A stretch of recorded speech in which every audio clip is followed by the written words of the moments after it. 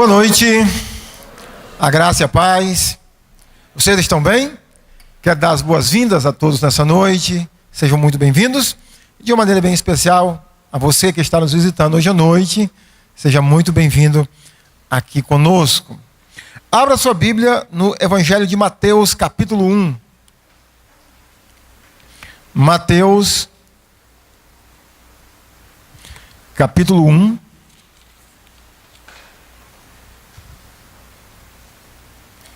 Você vai ficar um tempinho sentado, então se você puder, dá uma esticada na coluna, vai ficar de pé, vamos fazer a leitura em pé, depois a gente ora, e aí depois vocês sentam. Mateus, capítulo 1, a partir do verso 18. Mateus 1, a partir do verso 18, diz assim: Ora, o nascimento de Jesus Cristo foi assim. Estando Maria, sua mãe, desposada com José, sem que tivesse antes coabitado, achou-se grávida pelo Espírito Santo. Mas José, seu esposo, sendo justo e não a querendo infamar, resolveu deixá-la secretamente. Enquanto ponderava nestas coisas, eis que lhe apareceu em sonho um anjo do Senhor, dizendo: José, filho de Davi, não temas receber Maria, tua mulher, porque o que nela foi gerado é do Espírito Santo. Ela dará à luz um filho, lhe porás o nome de Jesus, porque ele salvará o seu povo dos pecados deles. Ora, tudo isto aconteceu para que se cumprisse o que fora dito pelo Senhor por intermédio do profeta. Eis que a virgem conceberá e dará à luz um filho, e ele será chamado pelo nome de Emanuel, que quer dizer Deus conosco. Despertado José do sono, fez como lhe ordenara o anjo do Senhor e recebeu sua mulher. Contudo, não a conheceu enquanto ela não deu à luz um filho, a quem pôs o nome de Jesus. Vamos orar. Nosso bom Deus, mais uma vez queremos te agradecer, expressar por meio de palavras da nossa oração a gratidão que temos ao Senhor por podermos estar aqui, por podermos fazer parte da tua igreja, por podermos ser chamado teu povo. Te agradecemos, te louvamos também, Senhor, pelo teu sacrifício, pelo presente que o Senhor nos deu em Jesus Cristo. Por meio dele nos alcançou, nos salvou, nos purificou de todos os nossos pecados. E agora, meu Deus, nos ajuda a refletirmos, meu Pai, no nascimento, da entrada do nosso Senhor Jesus neste mundo. E que nós possamos, meu Deus, entender a grandiosidade da presença de Jesus aqui conosco. Te pedimos isso em nome de Jesus. Amém.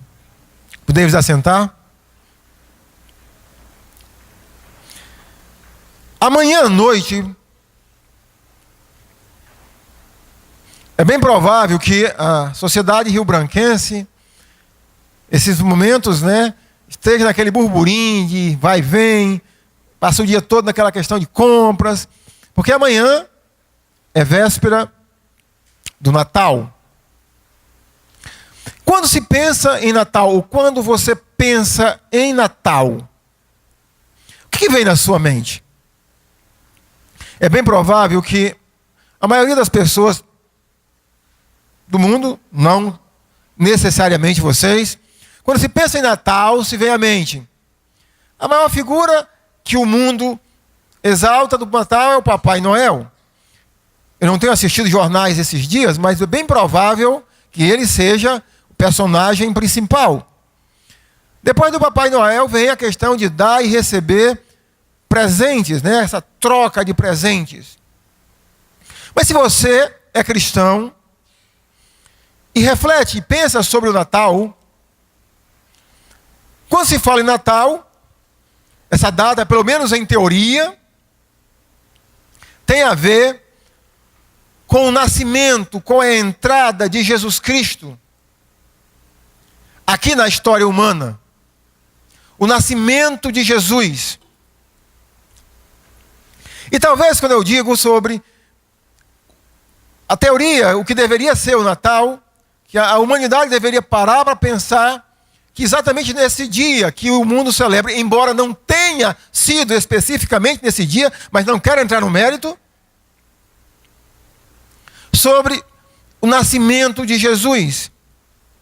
Você diz, pastor, eu sei sobre isso, eu sei. Mas talvez você não pare para pensar sobre quem é Jesus. O que significa esse dia? Imagine só se houvesse um outro universo.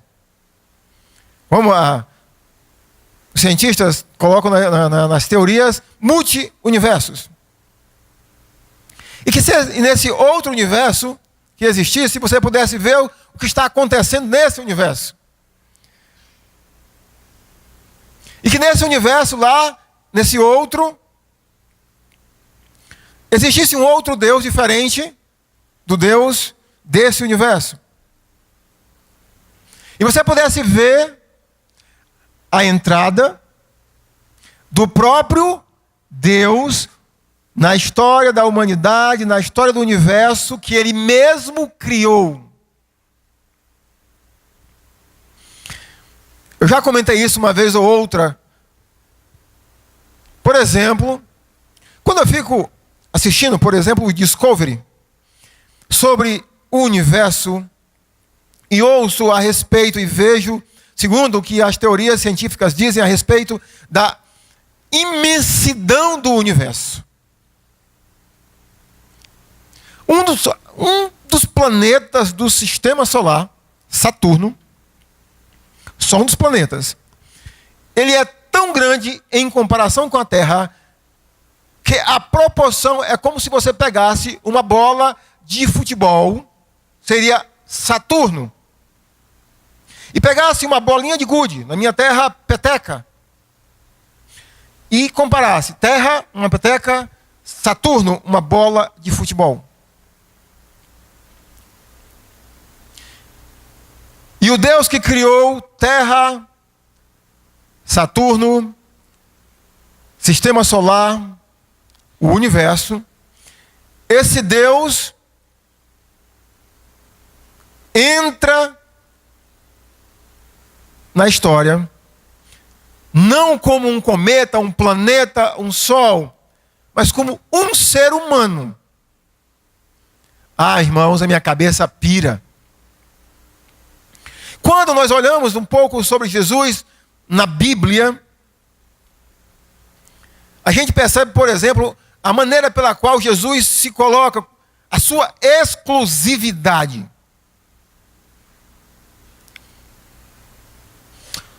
Por exemplo, ele diz que só há dois caminhos, com ele ou sem ele. Mateus 7, 13 e 14. Em João, no capítulo 14, ele diz que ele é o único caminho que leva a Deus. Se apresenta como o único Filho de Deus. O próprio Deus.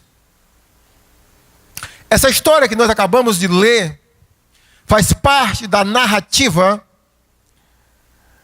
do nascimento de Jesus. Apenas 2 dos 4 evangelhos narram em focos diferentes, em perspectivas um pouco diferentes, o nascimento de Jesus. Mateus e com outros detalhes, Lucas.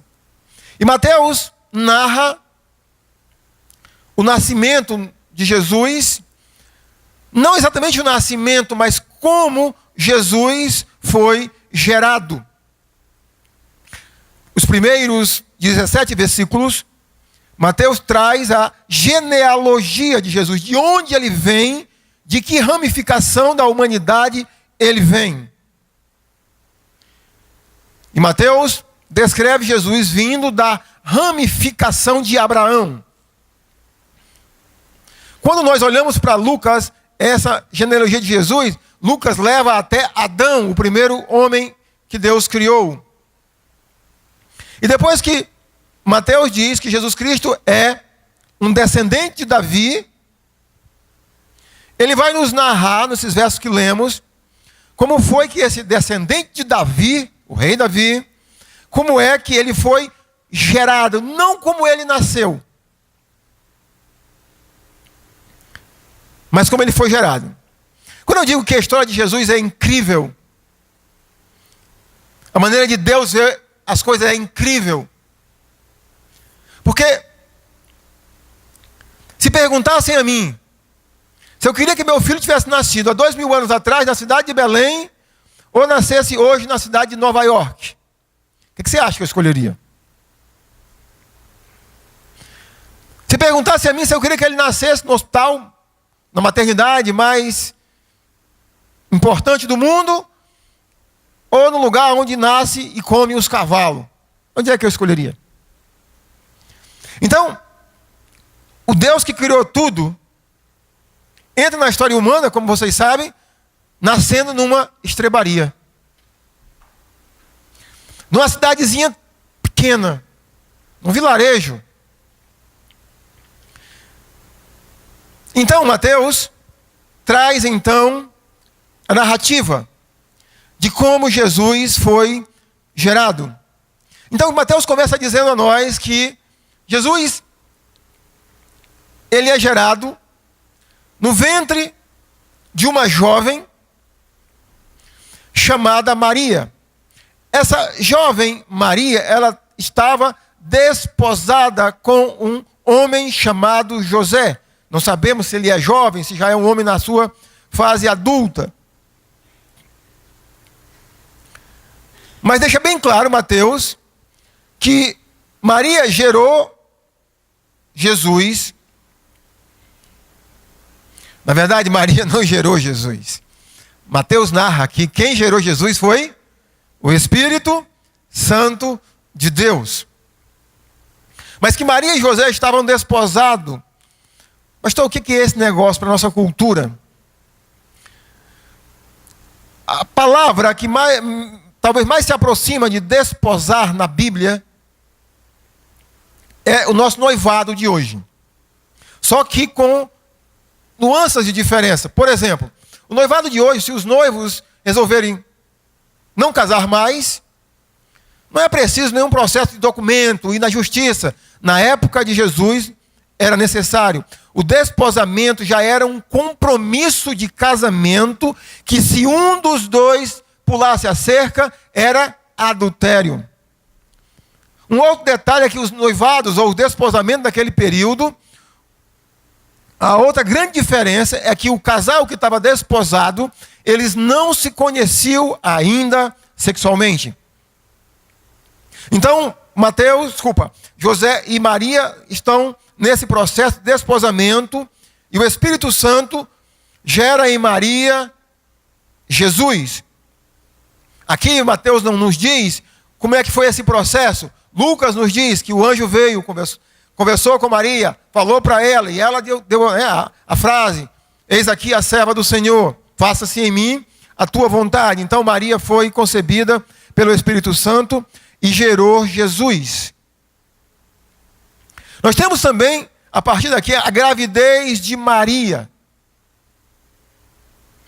Gente, eu não tenho tempo de parar em todos os detalhes aqui. Mas eu já fiz também. Às vezes a gente lê as Escrituras e não para pensar sobre as implicações de algumas coisas que as Escrituras descrevem. Você imagina só, quantos aqui têm filhas jovens ou adolescentes? Levanta a mão aí quem tem filhas jovens ou adolescentes. Obrigado. Você imagina se sua filha chegasse em casa para você e dissesse: mamãe, papai, eu tenho uma conversa muito séria para conversar com a senhora, com o senhor. É algo espetacular. Isso é essa frase: mamãe, papai, estou grávida. De quem, minha filha? Do Espírito Santo. Você diz: ah, pastor, mas há muita diferença para nós hoje. Ah, não. A grande diferença é que já aconteceu. Mas foi o único fato ou a única vez na história da humanidade, não mais vai acontecer alguém ser gerado, um ser humano ser gerado, sem o órgão, sem a célula sexual masculina e a feminina. Só houve a feminina. A masculina foi o Espírito Santo de Deus. Então, você dizia, minha filha, eu vou lhe internar. Você está ficando doida? Mas nós temos então a gravidez de Maria. Imagina só Maria chegando para os pais dela e dando essa notícia. As consequências que poderiam vir sobre a vida de Maria. Mas em seguida nós temos o dilema de José.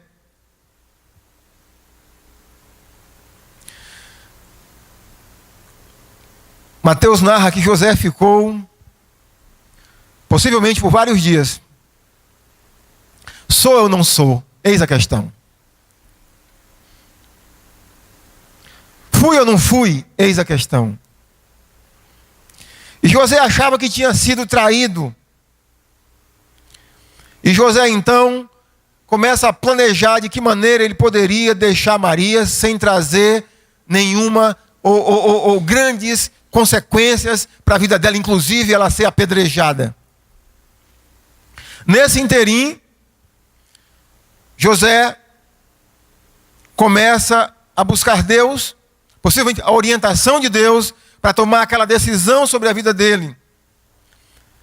E Deus fala com José, dizendo a ele quem é aquele menino que está no ventre da sua noiva, da sua futura esposa. E diz a ele para ficar com Maria. E nós temos então a decisão de José de permanecer casado. Jesus ainda não nasceu, ele apenas está no ventre de Maria. Queridos irmãos, olhando para essa narrativa com as lições que cercam o nascimento de Jesus, o que nós podemos aprender sobre Deus com a entrada do seu Filho na história da humanidade? A primeira coisa que eu quero meditar com os irmãos, para mim, o primeiro grande ensinamento é nós refletirmos sobre a família de Jesus. Sobre a mãe de Jesus e o pai adotivo de Jesus. Não há como passar por essa entrada de Jesus na terra sem falarmos sobre José. Sem falarmos um pouquinho sobre Maria. Mateus nos diz, no verso 19, que depois que José sabe que Maria está grávida, José, antes de tomar qualquer atitude, Mateus diz que José, sendo justo. José, irmãos, era um homem justo. É bem provável que quando você leia essa palavra justo, você possa pensar assim, não, José é aquele camarada que ele era muito... O senso de justiça, não é esse sentido. Quando Mateus descreve José como justo, Mateus está dizendo que José era um homem justificado. Mas além de José ser um homem justo, José era um homem sábio, sensato. Nós olhamos nos versos seguintes, no verso 20, por exemplo, enquanto ele ponderava. Imagina só, você está noivo, ou até mesmo casado, e você recebe uma notícia dessa. Imagina só, você se submeteu àquela cirurgia que os homens fazem para não mais produzir filho. Como é que é o nome mesmo? A vasectomia. Cirurgiou. E de repente sua esposa chega dizendo, estou grávida. E é seu mesmo. Como é que você vai lidar, você vai digerir uma notícia como essa? Mas José, por ser um homem sábio e sensato, ele não agiu no fogo, no calor da emoção. Mateus diz que ele ponderou, que ele refletiu. José não agiu por impulso, era um homem sábio e sensato. Mateus também nos diz que nesse período de José, ele ouviu e obedeceu a voz de Deus. Imagina só, você está lidando com tudo isso. Você é homem. E aí você, de repente, sonha. E Deus diz a você, realmente, o filho é seu. Ou não é seu. Mas o que aconteceu foi isso aqui. Fique com a sua esposa. Quando você acordasse, o que você poderia pensar? Gente, eu fui dormir muito preocupado. Né? Como você interpretaria aquilo que você teve em sonho? José ouviu a voz de Deus durante esse período, mas ele não só ouviu a voz de Deus, ele obedeceu a voz de Deus. Ele fez o que Deus orientou ele. Fique com Maria. E a última virtude que eu quero destacar de José é do versículo 25. Embora quando Mateus diga esse fato, Mateus quer destacar que Jesus, de fato, foi gerado pelo Espírito Santo. Que José não conheceu Maria até Jesus nascer. Mateus está enfatizando que, de fato, Jesus foi gerado pelo Espírito Santo. Mas o que eu quero, irmãos, ressaltar aqui é que José, além de ter essas virtudes já citadas, ele era um homem extremamente disciplinado. Imagina só você. José é um jovem. Casou com a sua esposa, uma jovem. E José esperou, no mínimo, quantos meses para poder conhecer a sua esposa sexualmente? No mínimo. Não, que é isso, gente? Não, 9 meses é a gravidez. Né? Depois da gravidez é um período, no mínimo, de 30 dias de resguardo. Gente, vocês são muito agressivos. Então José esperou, no mínimo, para conhecer a sua esposa, 10 meses para poder conhecer ela. Dormindo junto com ela. José era um homem disciplinado. Meus irmãos, eu enfatizo bastante a disciplina. Para mim, é uma das principais virtudes de um ser humano. É um ser humano que é disciplinado. Eu, às vezes, disse para o irmão que disciplina para mim não é fazer o que é agradável fazer. Disciplina é fazer o que é necessário ser feito. Esse é José. Mas nós temos também Maria, a mãe de Jesus. Eu quero destacar, meus irmãos, duas virtudes de Maria somente. A primeira delas, Maria, uma esposa submissa. Quando nós olhamos a continuidade da narrativa dos primeiros anos de vida de Jesus, Maria está com José na Galileia. Vai para Judeia, para a cidade de Belém, para Jesus poder nascer. Em seguida vem a perseguição do rei Herodes para matar Jesus. E Deus, por meio de um anjo, avisa para José: pega a tua esposa, pega o menino e vão para o Egito. Irmãos, a comparação de José e Maria e Jesus indo para o Egito seria hoje mais ou menos a gente pegando a nossa Austrália, conseguindo um visto para morar nos Estados Unidos da América. O Egito era os Estados Unidos da América da época. E eles vão para os Estados Unidos da América. Vão para Nova York. E depois de algum tempo lá, chega um e-mail de Deus: aqueles que queriam matar o menino já morreram. Volte para Rio Branco. E Maria obedecia, seguia o seu esposo sem questioná-lo. Uma mulher submissa ao seu marido e uma serva do Senhor. Quando Deus, por meio do anjo, fala com Maria, em Lucas, ele diz: eis aqui, ela diz, melhor dizendo, a serva do Senhor. Faça-se em mim segundo a tua vontade.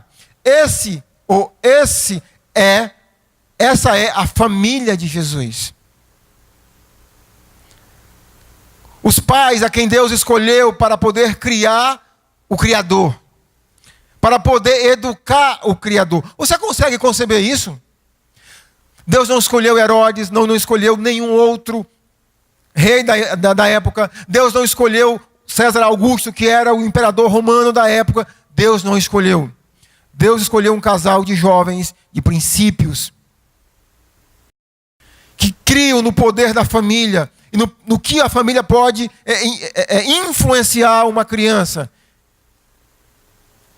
Irmãos, eu não posso passar por essa família sem nos fazer voltar na história, mas transportando todos nós há 2000 anos atrás. Será que Deus escolheria a minha família? Será que Deus escolheria a sua família para criar o seu filho? Será que nós temos homens com as virtudes de José? Será que nós temos mulheres aqui também com as virtudes de Maria? Uma outra palavra que eu quero ressaltar aqui sobre a vida de José, embora já tenha falado sobre ela, é sobre a questão da ser justo. Irmãos, é muito comum as pessoas me perguntarem mais ou menos assim: pastor, temos uma pessoa que se declara cristão, e essa pessoa de repente cometeu um pecado, aí cita. E essa pessoa, pastor, se morrer, ela vai para o céu ou vai para o inferno? Irmãos, é sempre bom a gente pensar o que é ser alguém justo ou justificado, de acordo com como a Bíblia conceitua. Quando a Bíblia diz que José era um homem justo, ou sendo ele um homem justo, observe que as outras virtudes que Mateus ressalta da vida de José são implicações, são consequências dele ser um homem justificado. Por exemplo, eu nem ressaltei José ser um homem misericordioso. Você imagina só, você nasce numa cultura que se seu cônjuge lhe trair, a pena para isso é apedrejamento, é pena de morte. E seu cônjuge faz isso, como você agiria? Irmãos, em 23 anos de igreja eu já presenciei alguns acontecimentos entre irmãos de cônjuges traindo outros. E, no geral, eu ouço às vezes do cônjuge traído e às vezes dos amigos ou amigas. E sabe qual é a frase que eu mais ouço? Ele ou ela, complete comigo, tem que pagar. José era um homem justo. Se Maria tivesse que pagar pelo que ela fez, o que José teria feito? Procurado as autoridades, dizer: ela está grávida e esse menino não é meu. Faça-se justiça. José fez isso? E por que não fez? Porque alguém que é justo, um justo precisa ter misericórdia. Bem-aventurados os misericordiosos, porque alcançarão misericórdia. Um homem bondoso.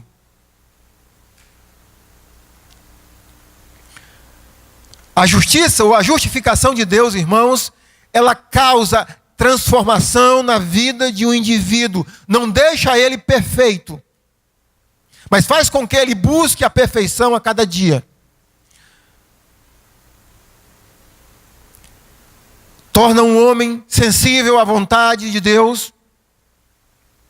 Torna um homem a querer ouvir a vontade de Deus, a querer obedecer à vontade de Deus, a controlar os seus impulsos pecaminosos. São implicações de uma pessoa quando a Bíblia o descreve como alguém que é justo. Essa é a família de Jesus. Vamos falar um pouco agora sobre Jesus. O Jesus aqui que diz no versículo 18, ora, o nascimento de Jesus foi assim. Esses dias está passando na History um documentário sobre Jesus de Nazaré.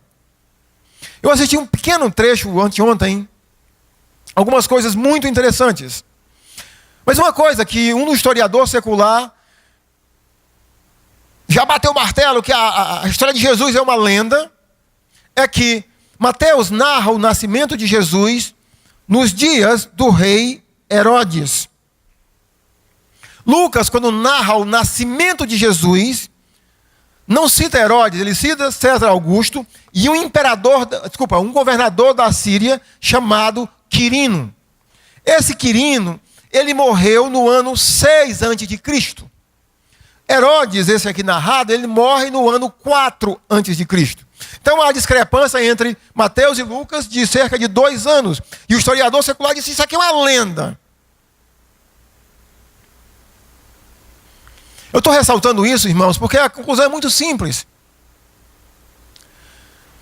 Jesus nasceu, Herodes ainda estava vivo. Não diz que Jesus nasceu no ano da morte de Herodes.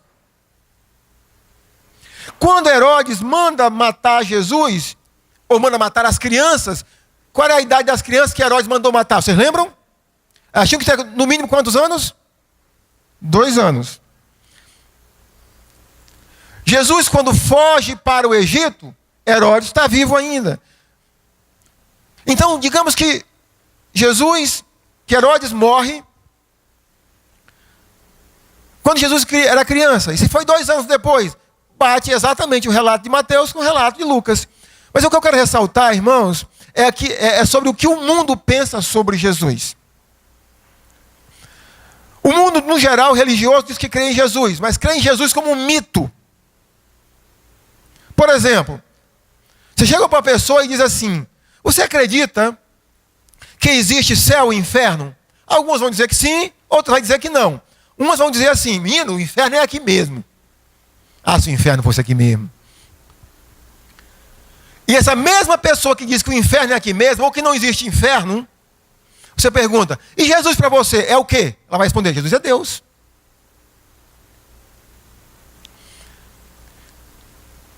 Mas o que a história ou os historiadores seculares não param para pensar, às vezes, é que Jesus, independente da ótica que qualquer um de nós possamos olhar para Jesus, ele foi o homem mais importante da história da humanidade. Por que eu posso afirmar isso categoricamente? Por que, estudantes, que eu posso afirmar que Jesus é o homem mais importante da história da humanidade? Por quê? Porque tudo que se conhece de história, como é que a história classifica? Antes e depois de Jesus Cristo. Tudo que aconteceu na história registrada pela humanidade se organiza em antes e depois de Jesus Cristo. Mas quando a Bíblia relata sobre quem é Jesus, não mais o mundo, a Bíblia relata Jesus como um ser gerado pelo Espírito Santo de Deus. Ou seja, no versículo 23, o fato de Jesus ter sido gerado pelo Espírito Santo de Deus, isso torna ele o Emanuel, que significa o quê? Deus conosco. Mas Jesus também é, além do Deus presente aqui conosco, Jesus na Bíblia, essa entrada de Jesus, ela é o cumprimento de todas as profecias a respeito do Messias. Uma vez eu conversei com um judeu, e ele me disse que quando um judeu vê outro judeu de braço cruzado numa esquina sem fazer nada, eles olham para o outro e dizem assim: está esperando o Messias, é? Ou seja, está sem o que fazer. A igreja espera o Messias há mais ou menos 2000 anos. A volta de Jesus. Você sabe quantos anos os judeus esperavam o Messias? Exatamente, aproximadamente 2000 anos. Eu estou pegando só de Abraão até Jesus. Eu não estou nem pegando lá de Adão até Jesus. Estou pegando somente a raça judaica. Eles esperavam o descendente de Abraão. Como Mateus começa dizendo: Jesus, filho de Davi, filho de Abraão. Jesus é o cumprimento de todas as profecias. Desde lá de Gênesis 3,15, que a mulher, ou um descendente da mulher, pisaria a cabeça da serpente e a serpente lhe feriria o calcanhar. Jesus é o cumprimento das promessas feitas a Abraão, a Isaac, a Jacó, a Moisés, ao povo judeu, a Davi, a Isaías, a Jeremias. O próprio Mateus cita uma profecia de Isaías 7,14, quando ele diz: eis que a virgem conceberá e dará à luz um filho, e será chamado pelo nome de Emanuel. Meus irmãos, não tenho tempo de parar para falar mais sobre profecias. Mas a Bíblia que nós acreditamos, que descreve em todos os detalhes como seria a entrada do Messias na história humana, inclusive nascido de uma virgem, na cidade de Belém. É a mesma Bíblia que descreve outras profecias, que esse menino que está entrando aqui na história humana, ele vai voltar como um rei. E ele vai reinar para sempre. Ainda há profecias a serem cumpridas a respeito de Jesus. E da mesma forma, talvez, que a nação judaica esperou o nascimento do Messias, nós esperamos a volta do Messias como igreja de Cristo. Falar sobre Jesus tem a ver também falar sobre o propósito da sua vinda. A razão da entrada de Jesus na história humana. No versículo 21, Mateus diz: ela dará à luz um filho e lhe porás o nome de Jesus. Talvez você acredite até aqui em tudo que eu falei sobre Jesus. Mas eu gostaria que você parasse para refletir também por que Deus precisou entrar na história humana. Por que o Criador precisou entrar e se ser uma criatura? Por que Jesus precisou tornar-se um homem? Mateus nos diz, por meio de uma simples frase: esse Jesus salvará o seu povo dos pecados deles. Meus queridos, Jesus entrou na história humana, mas Jesus também entrou e tem entrado na história de muitas e muitas pessoas.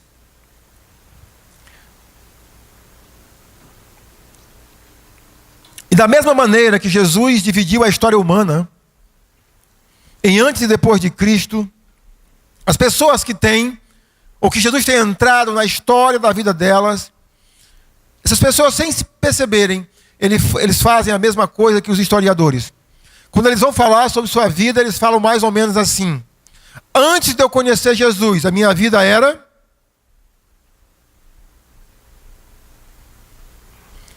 mas depois de Jesus, a minha vida tomou outro rumo. Eu quero terminar dizendo que há pelo menos um sentido que o Natal que o mundo comemora tem um pouco a ver com o nascimento de Jesus. O Natal que o mundo comemora tem a ver com troca de presentes. Ainda ontem, liguei a televisão e fui num canal de esporte atrás de ver alguma coisa interessante, e o programa que está passando: Amigos de Neymar. Ai, ninguém merece. O que é que os amigos de Neymar estão fazendo? Trocando presentes. Pois é, Jesus entrou na história humana para trocar, para fazer uma troca com a humanidade. Mateus diz assim, que o nome dele será Jesus, porque ele salvará o seu povo dos pecados deles. Jesus veio trocar pecados por justiça. Jesus veio trocar condenação por perdão. Essa é a troca que Jesus Cristo, o Filho de Deus, que entrou na história humana, ele veio fazer. Porque só pode haver salvação na história de um indivíduo quando Jesus entra na história da vida dele.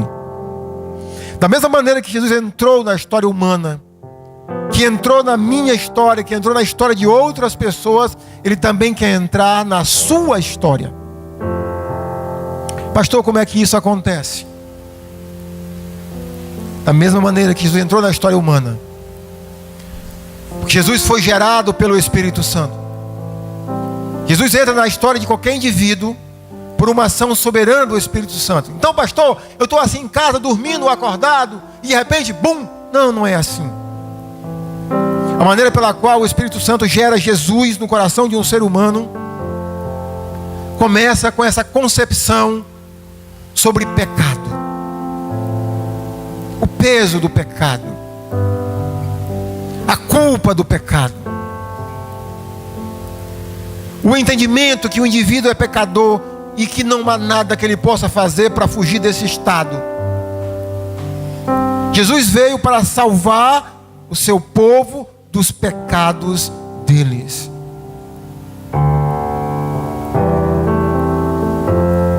E quando o indivíduo começa a pensar sobre isso, é porque o Espírito Santo está gerando Jesus. Mas ele vai passar por dilemas mais ou menos assim. Mas para mim, seguir Jesus, me tornar um discípulo de Jesus, eu tenho que abrir mão de algumas coisas, talvez de muitas coisas. Sim, é verdade. Vamos tomar como exemplo Maria, que abriu mão, ou que consentiu que Jesus Cristo entrasse na vida dela, fizesse parte da vida dela. Maria, no mínimo, poderia ter perdido duas coisas. Maria poderia ter perdido o seu esposo. Sim ou não? Sim. E Maria poderia ter perdido a sua vida. Sim. Sim, para ser um seguidor de Jesus é necessário abrir mão de muita coisa. Sim, Jesus falou: quem quiser vir após mim, negue-se a si mesmo. Mas 2000 anos depois nós falamos de Maria. E o indivíduo que toma essa decisão de tornar-se um seguidor de Cristo, um discípulo de Cristo, quando ele entrega a vida dele a Jesus, talvez até algumas coisas que ele pensava que era preciso abrir mão, talvez não seja nem necessário. Mas é Jesus quem vai dizer. E hoje, eu quero terminar dizendo: que tal hoje ser o seu Natal? Que tal você ter Jesus como seu amigo oculto, para trocar um presente com Ele? Leve para Jesus um pacote chamado pecado e entregue a Ele todos os seus pecados, culpa. Entregue a Jesus e receba o presente que Ele tem a dar a você, que é a sua justiça. Foi por isso que Ele veio. Ele veio para salvar o seu povo dos pecados deles. Vamos ficar em pé, vamos orar.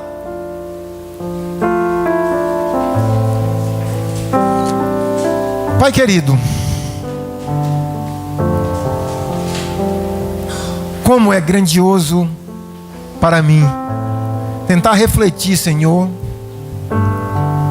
como foi o dia, o momento específico que o Teu Santo Espírito gerou Jesus no útero de Maria.